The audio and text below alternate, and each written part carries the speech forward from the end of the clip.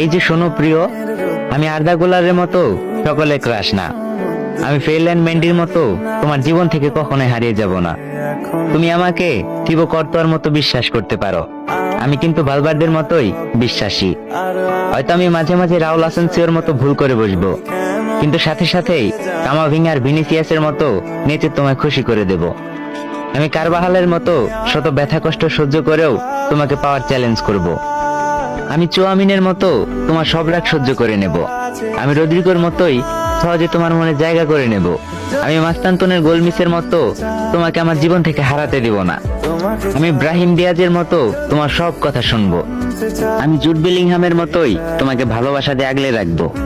তোমাকে নিয়ে কেউ বাজে কথা বললে আমি মিলিটাওয়ার মতো প্রতিশোধ নিব।